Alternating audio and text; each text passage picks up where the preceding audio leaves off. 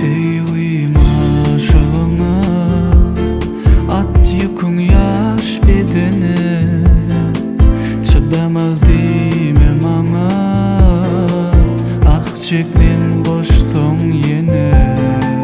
Sen üçün can ayamam, yüreğim sensiz donup dur. Tut ellem meyle dene, koysana kalbime kur. Bedep yaday şu yaş yüreğime, gel yalladığını.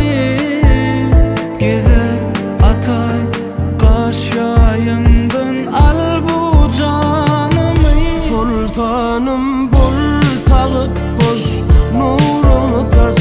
Bir kulum var benim tayya, gün doğan seni kurar. Sen canım sevme ağlat, ya harap et. Durur bu kalbim, bolmuş hayat. Son kuy sözünüm, halını sorar.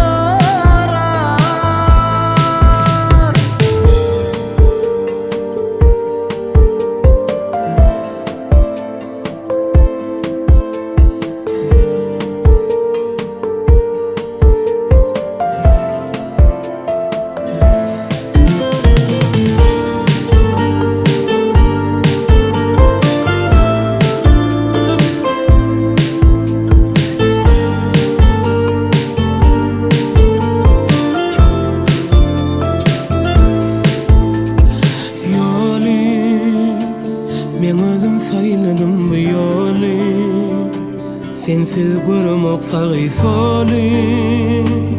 Elim tut gülüm adaşya. Adi, yelpeli yüreğimde adi. Tutuştun oku yazılan adi, tapmayan adından başka.